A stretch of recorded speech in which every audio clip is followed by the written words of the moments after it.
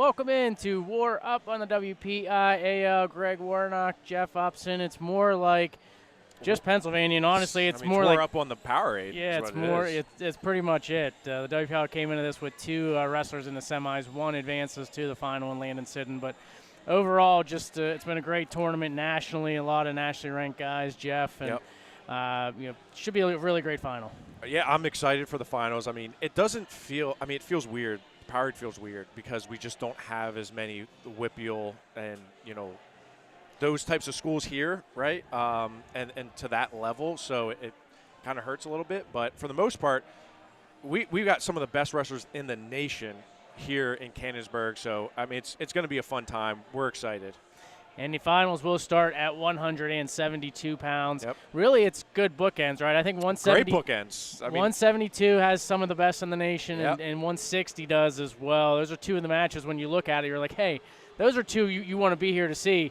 So smart by the committee, really, to split them up, right? Start it and end it in tremendous fashion. 172 is going to have Asher Cunningham of State College. He was dominant in the semis over Domson Polick by Tech Fall. He's going to take on Ryan Burton.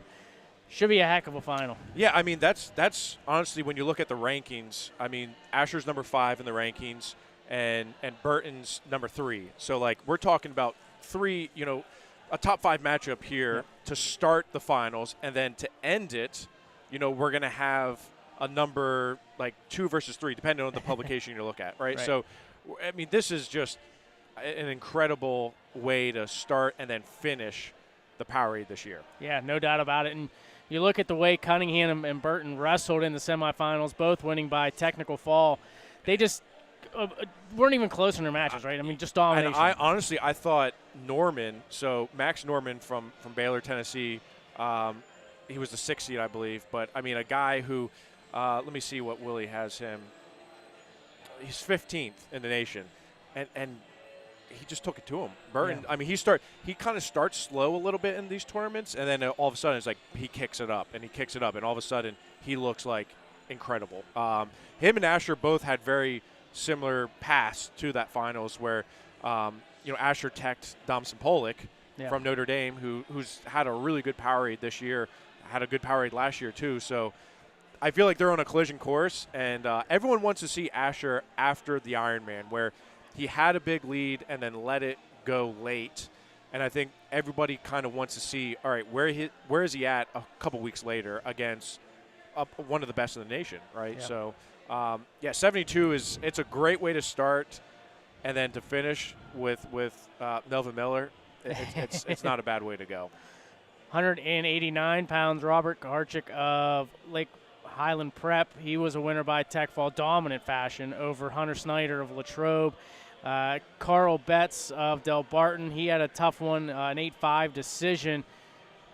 Kaharchik, I mean, is he going to be touched in this final? He's looked really good. Great. I don't know a ton about him. I haven't seen him a ton.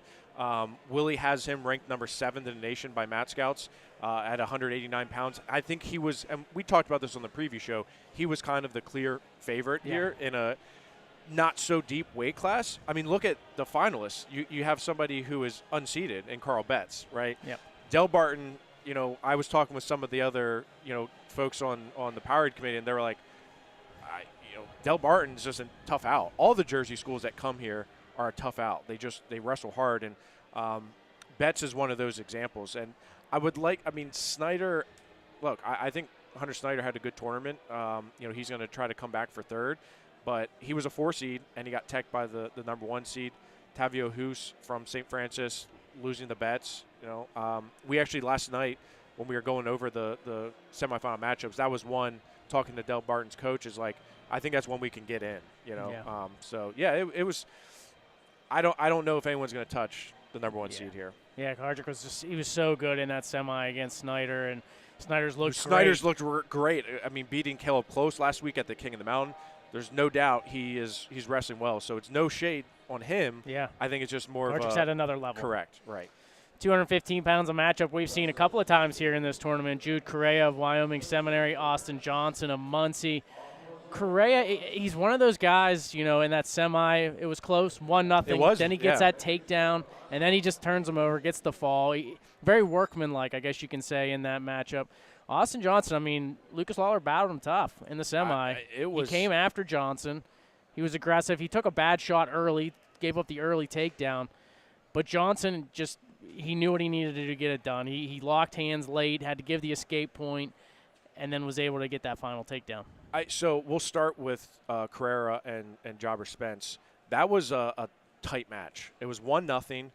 It was a scoreless first period, and then Carrera got the point in the second period on an escape, right? It was 1-0 in the third period. It was. Right? Yep. And then Landon's Jobber Spence gets taken down and then gets pinned. So, like, on paper, you're like, oh, if you don't watch the match, you're like, oh, Jude Carrera just did what he does best. That wasn't the case, right? This was a much closer match. And those two wrestled at the Ironman. I'm trying to think what they finished. I'm pulling it up right now. Jobber Spence was fourth. Carrera obviously won it. But I think it was a 1-0 match there, too. So these guys were close back and forth. On the flip side, with Austin Johnson and Lucas Lawler, which, by the way, both of those guys, tremendous football players. Yeah. Right? Austin Johnson going to Oklahoma State. We already know all his accomplishments. But he just won, I think it was Class A Football Player of the Year. Mitch Rupert tweeted it out. So I think he had over, like, 3,000 yards rushing and, like, 100-some tackles. Like, the dude's really good at football. Lucas Lawler, on the flip side, is also a pretty damn good football player himself for Bishop McDevitt, who I know they made it far into the playoffs. So I was not expecting as close of a match, but I like to see Austin pushed early like this, right? Yeah. And him and Lawler, that could be a state finals match. That very well could be a state finals match. I was thinking that the whole time they were wrestling. We're going to see this one again, and it could be totally different because of the fact they're probably not either wrestler in 100% wrestling shape. No. And I Lucas Lawler, he hasn't done a ton of off-season wrestling because of football, right? So, but he was in that match. He was in that match. He was. Austin just, he found a way to win. The question I have is, does Austin have enough in the tank to take out Jude? Because he hasn't. Yeah. I think he's beaten Jude maybe when they're in youth, like junior high type stuff. But last 2 years, though, he's had his number here at POWERade. And so, we're going to have a three-peat time coming here for Correa and Johnson. And that's the thing. You're looking at Correa, who's in tip-top shape, correct? Yes, correct. He's been wrestling all year long. Johnson maybe not quite there. Yeah. The question is just how much offense is Johnson going to have? He turned it on whenever he needed that takedown. He was up a point Carrera in the third period. Yeah. So it's like, which guy is going to come out here, and can Johnson get it done this time? I don't know. But I would say both had similar matches in the semifinals, so I think, we're probably set up for another. I could see Jude winning on a takedown. Yeah. Kind of like what he did in a third period takedown. I could see him maybe 2 escapes, and he ends up getting a takedown to win it. I don't know. I guess we'll see. That's why they wrestle the matches, right? 285 pounds. Both guys were dominant in their semifinals. Lucas Zalata of Malvern Prep with a major decision, as well as Jacob Levy of Lake Highland Prep. Both guys just took it to their semifinal opponent and dominated the matches. I mean, Levy's freaking huge. I mean, he's a big heavyweight. He's the 3rd seed. He beat up Russell, who was the 2nd seed from Tennessee, 16-4. I got to see some of that match, and I thought it was a really good match for him. Well, I think we talked about it on the preview too, right? At heavyweight, it was going to see those guys, and the top 2 seeds probably weren't going to make it to the final because of the fact that the guys seeded 3, 4, 5 are just that much better. And we said that, looking at the rankings, like Levy was ranked number 7th in the nation. Shu was an honorable mention. Zalata was a number 20, right? So on paper, you look at, what the finals should be. Levy and Zalata kind of, we expected it to maybe end up like that based on the rankings. I'm excited for this one. Zalata's, he's much different than his brother Stosh. Now, he's a small, I think Zalata is probably like a 189-pounder who's wrestling up at heavyweight. So, but yeah, he's going to have a tough test with Levy, who's a full-size heavyweight. Yeah, I mean, you're talking speed on strength. Yeah. But Levy has that speed, too, in addition to how strong he is. And I've been impressed with Lucas just being able to wrestle a ton of different matches. I mean, he was on our True Power card. Like, he wrestles a bunch, and he gets a lot of different looks and feels. So I think this is just kind of another, step in that progression for him, wrestling up against a big guy like Levy. Going back up to 107 pounds, it was a tale of two halves for Chase Karrenbauer of Grove City. He defeats Justin Farnsworth 6-4, but Farnsworth had the early takedown. Karrenbauer was shaken up, was dealing with a bit of a back injury from the takedown, and really for about a period and a half, Farnsworth rode him tough, and then all of a sudden the escape comes from Karrenbauer, and then a switch flips. He gets the victory, gets to the final. He's going to take on JoJo Burke of St. Joseph Regional in New Jersey, who had a 10-2 major decision win in the semi. I mean, so Farnsworth and Karrenbauer was definitely one that I had circled as I wanted to see this match. In fact, I wanted that match at True Power. Farnsworth he had a scheduling conflict, couldn't do it. And, of course, we had Keegan Bassett and Karrenbauer wrestle, which they wrestled here as well. So that was one I really wanted to see because Farnsworth ended up winning a Fargo title, has really jumped levels. Karrenbauer, I would say a little bit undersized for the weight, grown into it, just like Keegan is.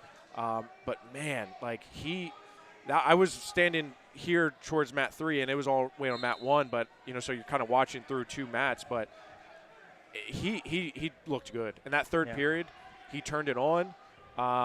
Got a reversal, got a turn. Just he was strong good. On top. Strong on top. Very strong on top. Yep. And I would even say for Farnsworth, too, he was strong as well on top. It was just Karrenbauer, after about a period and a half, was able to get out and then get to his offense. Farnsworth controlled half of that match. And I wonder, too, how much when he torqued his back a little bit and had that injury, how much that slowed him underneath for a while. Yeah, because that happened when did that? It was early in that first period. It was like 30 seconds in. Yeah, it was 30 seconds in because the takedown happened at 1:30 and immediately injury time. Yep. So it was 30 seconds in. But then, again, Karrenbauer gets the reversal. I thought that was huge. But then he turned him in the third, and I was just like, you ain't coming back from that. So Karrenbauer is going to have a good one. I'm excited to see him at this level. He's going to have a really you look at his opponent, JoJo Burke. He's had a great tournament. He's come into this as the 7th seed and has broken through to get to this final and looking dominant, too, in that semifinal win. He has, and, I think he was one of the ones that people had like, okay, how good is JoJo Burke going to be here? He's ranked number 20th in the nation by Mat Scouts. Karrenbauer is number 8, so, of course, we have two guys that are top-ranked guys. But JoJo Burke, if you look at his path, he had to go through some really tough guys to get to where he's at, and I think that's a testament to, again, those Jersey wrestlers. As much as it pains me to say, I mean, those Jersey wrestlers have wrestled really well. Stauffer from Wyman Seminary, he was never in that match. Yeah. JoJo just kind of controlled that from start to finish, and it just felt like Stauffer could never get, never chip away at that. So, it's going to be a good match. Yeah, I think the biggest thing is the way Karrenbauer has wrestled through all 3 periods. Yep. You got to like the way he's from the gonna top go into position, too. I mean, that's I think that may be the key difference here is if you turn Farnsworth, you're going to be able to turn anybody because Farnsworth's he's so solid from all 3 positions. I just think that I like Karrenbauer in this one, but it'll be fun to watch. Yeah, It should be fun. Yeah. 114, Cameron Santz of Del Barton, New Jersey. A tight one with Easton Mull of Chestnut Ridge, who's been wrestling great all tournament. Easton Mull has, but Santz gets the victory 4-2. He's going to take on Mateo Gallegos of Du Bois, who had a tight 1-0 win. A couple 1-0 wins. I was going to say he's had a couple of very tight. He's hard to score on, I think, is the biggest thing you look at for him, right? It's hard to get into your offense against him. For sure. And I think we talked about this on our preview show, and I think I said that he was a sleeper. I could be wrong. I have to go back and check the tape. I think I may have said he was a sleeper. I didn't realize that he was going to hit Cale Davis so early. But look at his path. He beat a very tough Ian Stearns from Grove City, 7-0. Anthony Mason, who was seeded, I think, 5, right? Anthony Mason was a 7th seed. He beat him 5-2 from Southern Regional. Great win for him. sets up a matchup with his club teammate, Cale Davis from M2 Training Center, who I think I said, remember I had to go back to 113 after we started going to 121. Yeah, I was like, I would be remiss if I did not mention Cale Davis at 13. Well, he ends up making it to the quarterfinals against Mateo. Again, guys know each other so well, 1-0. Not a whole lot of action there. Sure. Not a whole lot of action in the Connor Whitley match either, 1-0. If he is going to beat Cam Sons, he's going to have to get a takedown because I can guarantee you they're not picking down. They're not picking bottom on him. Yeah. Right? So Sons, I've actually seen a lot of him through freestyle and folk style, and he has a tendency to maybe let matches get away a little bit, and then he finds a way. I think I think this is a very methodical approach to wrestling Mateo. I think he's gonna have to say, I'm not taking bottom, and I'm getting a takedown. In the match against Easton Mall, he was very aggressive in taking shots on his feet until he got his takedown. And once he got his takedown, he shut down. I agree. Because I thought he was going to light the scoreboard. I mean, Easton Mall, credit to him, he's wrestling really well here. Beat Eli Herring pretty handily. Kind of went upper body with him, and Easton was like, nope, we're not playing that game. But when I looked at the score, because I was right on mat 3 where I was underneath, and I'm thinking, Sons could open this up. But after he got the takedown, he shut down. Yep. So with Gallegos, maybe that's all you need, though. Yeah, if you can get that takedown. I mean, Gallegos hasn't scored many takedowns today. Right. I mean, he's won 1-0 twice. He hasn't gotten many takedowns. So he's got to get a takedown to win this. I know that sounds like a John Madden. He's got to run across the ball. Like I get that, but that's essentially what they got to do. Yeah, because Gallegos is going to get his escape, and he can ride if they decide to, hey, you know what, we're going to go bottom. And I can tell you right now, Sons ain't taken down. And not happening. So you got an extra 4. You got 4 minutes to get that takedown. Telling you, it ain't happening. Maybe right? 5.5, right? Yeah. To be able to make that happen. 121, a matchup we didn't get to see last year, but they're in the finals here this year. Landon Sidden of Norwin went to overtime to win in advance. Paul Kenny of Christian Brothers Academy, he was a strong 4-0 winner in the semifinal. These two, again, they missed each other last year. They'll see each other this year. Yeah, I mean, this is the match that everyone wanted to see last year, and we talked about that. You had a world team member and one of the best freshmen. Sidden has been obviously on fire right now, winning the Beast and beating Joey Bachman, but he had a tough match. I mean, him and Lucas Littleton, they could wrestle 10 times, and it's always going to be that pretty. It's going to be that close, Last week at the Beast, I think it was 1-0 or 2-1, something like that. It was a 1-point match. This one, was 1-1 going into overtime, and I know Malvern's coaching staff didn't quite think it was a takedown in the overtime period. I thought it was from my vantage point, but I'm not on the mat. Sidden again, he took a little bit to get – he was taking shots. I mean, Lucas Littleton, that's kind of his bread and butter. It's like he keeps matches close with just about anybody. It's just finishing that off. So for Sidden, I think it's a good test. You blow your lungs out in the semifinals. You come back for one of the biggest matchups of the season. But, for me, if I'm Landon, my confidence is sky high. You're number one in the nation. You just beat Joey Bachman. You're going out and beating Paul Kenny. Yeah. I don't if I'm him, I'm confident. That's my match, right? But Kenny, I'll tell you what, the teamer match, that was one that I thought could go either way. I really like St. Ed's, Ethan teamer, who I've seen a couple of times before, and Paul Kenny. They were in a nice scramble, just funking, refunking, and Kenny was just working through positions so well. And when he ended up getting the takedown, I'm thinking, that's it. And that's what it was. It was a takedown and escape, and that was it. Yeah, very workmanlike, I felt like, with Kenny. I mean, he was, although with the scrambles, he had control of the match, for the most part. Sidden, I thought, he didn't get quite to his offense like he probably wanted to early on, but Littleton can slow down a Mack truck. So that double leg was sweet, though, that Sidden shot in overtime. Deep double leg. It was almost too deep. Yeah. It was so deep, you know what I'm saying? It was like, holy heck, we're here. And then he was trying to – and again, I thought the hips were covered. Again, I know the Malvern coaching staff was – I thought so, too. I thought it was takedown as well.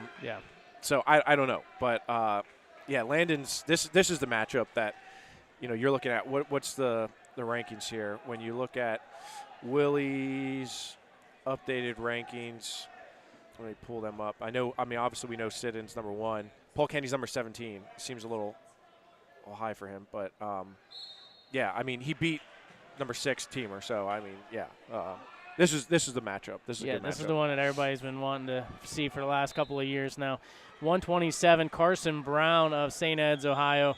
It was 1-0 through 2, and then ends up getting a tech fall to advance to the semifinals. He'll take on Matt O'Neill of Malvern Prep, who shocked a lot of people with the quick fall. Not saying the win wasn't shocking, because I think people thought it was going to be a toss-up match. But the way he did it against Dom Deputy at Chestnut Ridge, cradles him, gets the fall in the first period. I would have loved to see those two go for 3 periods, but they don't, and Matt O'Neill advances to take on Brown. I didn't see – I saw the Brown match – early, and I was like, this is a boring match. It was 1-0, and Brock Hitty said that it was 1-0, and then all of a sudden, Carson Brown went on a tear and ends up winning 25. I mean, how do you score 19 points in 2 minutes? It's a lot of takedowns, right? Yeah, a lot of takedowns. The good news about those, 3-point takedowns. Yeah, takedown, let him up. Takedown, let him up. Takedown, let him up. And then you got 4 near fall at the end. So I just, again, Carson Brown has impressed me throughout this tournament. I thought he looked really good against Grayson Music, beating him 14-4. Yeah. And afterwards, I said, he's going to the finals. Like, especially with Desmond, not being here. Right. Which we'll talk about that. Like, Desmond weighed in. So everyone said, why didn't they redraw it? Well, he already had weighed in. He had apparently gotten injured during warm-ups. So it's not like you can redraw that bracket after brackets already have been drawn, and he's weighed in. Right? You got to forfeit. Yep. So it opened up the top half, and, I thought Music and Brown – it was almost like a semifinal, right? Kind of, yeah. It felt like that. I mean, not taking anything away from the kid from Slam Academy. But, yeah, I mean, and then, of course, on the bottom half, Maddie O'Neill and Dom Deputy have wrestled a ton of times, dozens of times. They wrestled at the Surge last year, last year, and close match, right? And for that, and I don't know if you saw that match, Dom was in on a shot, right? But Maddie, just a lot like his brother Nick, was able to scramble through and, just planted him, right? I looked over and I saw him, because I saw Dom take the shot, and then all of a sudden he's on his back. I missed the shot part. When I was Jack's Force wrestling at the same time, and if you don't watch for at least a second of Jack's, the match is over. Correct, yeah. So I turned my head, watched Jax get a takedown, turn back, and the cradle's getting locked in by O'Neill, and it's like, oh, no. And Deputy went right to his. I saw the shot. It was a nice shot. It was a good shot by Dom, and then Matt's so long, he's super, just Gumby and I didn't see exactly how he was able to wrap it up, but again, once he locked it in, it got super tight, and Deputy was not going anywhere. And I thought, Matt O'Neill and Nico Finella was a good match in the quarters, 4-0 there. Nico Finella's looked great too, by the way. Nico Finella has looked good. I don't know where he's. Let me check where he's. He's in the Conci semis, I believe. He's in the Conci semifinals. Yeah, he's in the Conci semifinals right now. Beat Anthony Mushi, who had a good win in the blood round. So, of course, you look at Brown and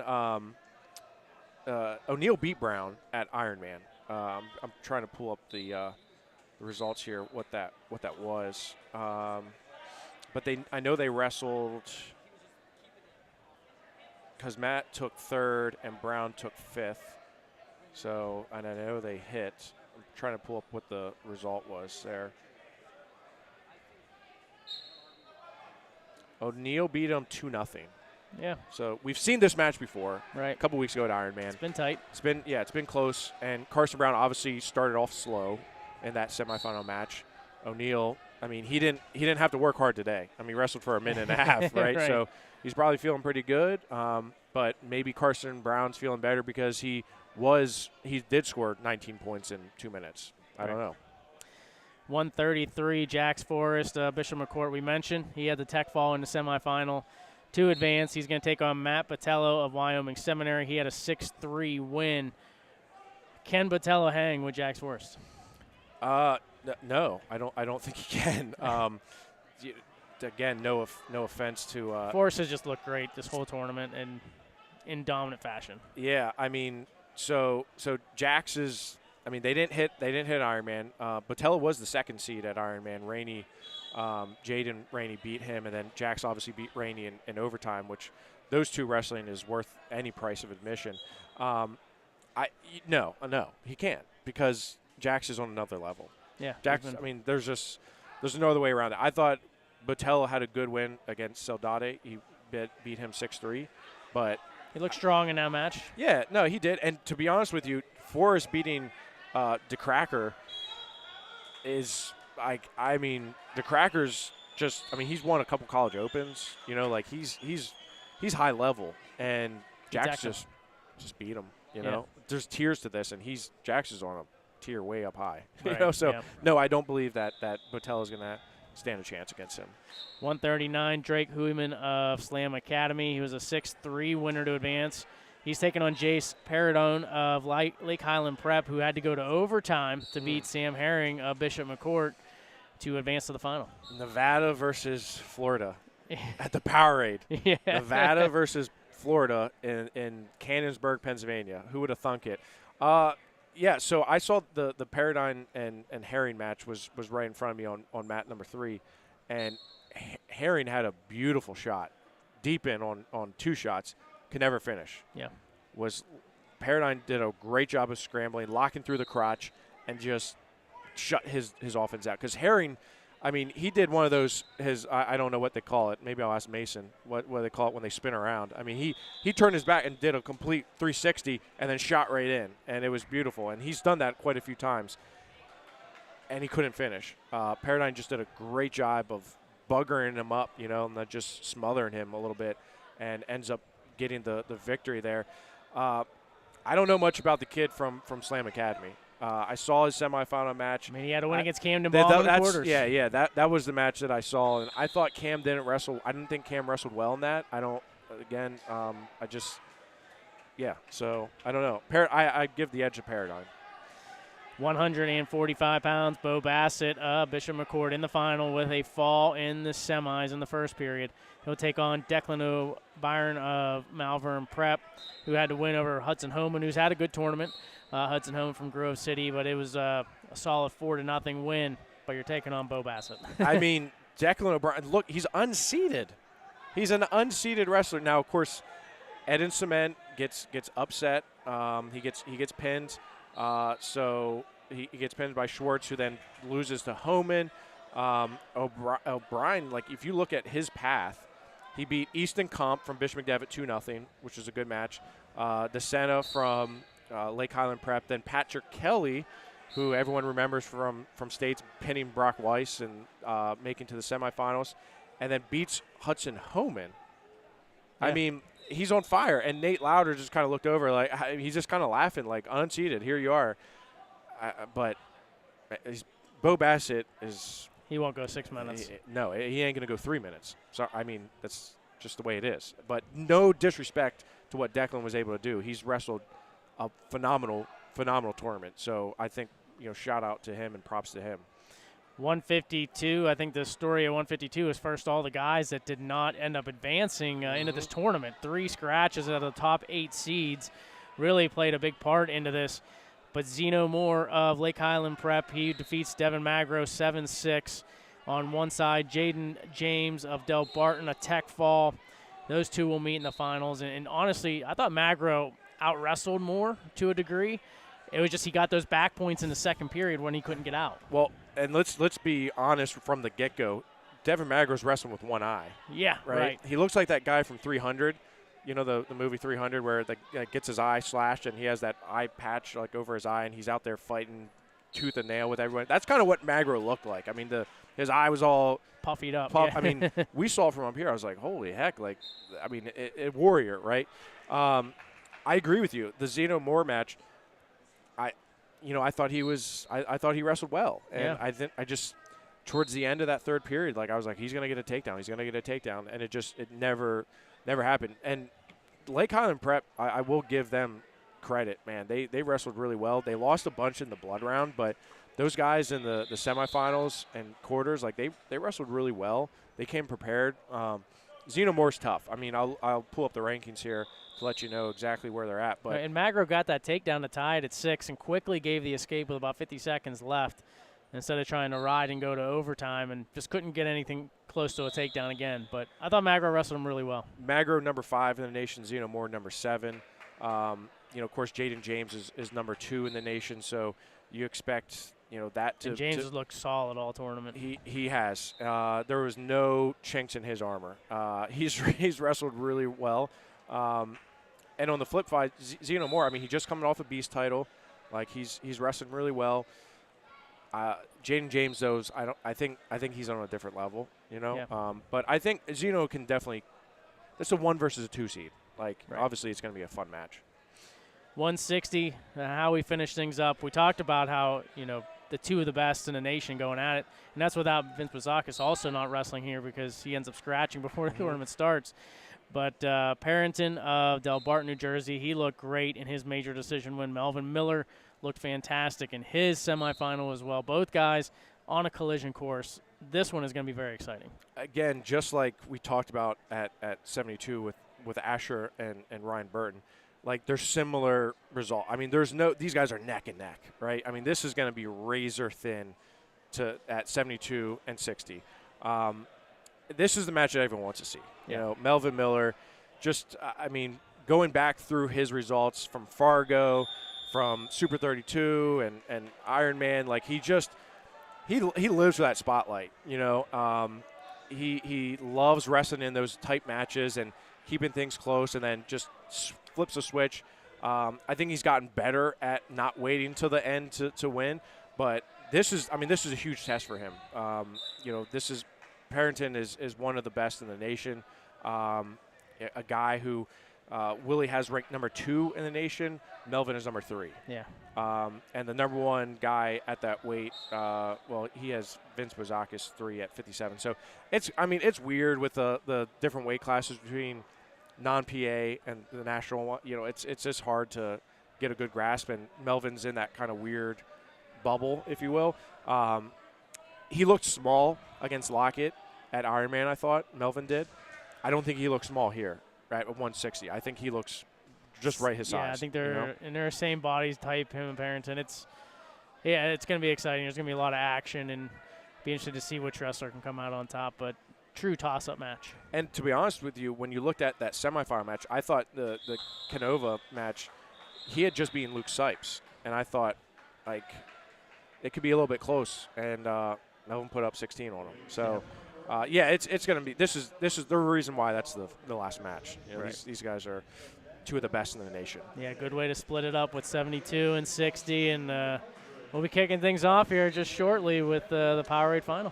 Yeah, what do we got going on right now? We got Conci round Conci 8, semis. Yep. Yeah, and then we'll do Parade of Champions at 3 and start wrestling at 3:30 in the finals. A medal round, all the medal round matches. Right. So.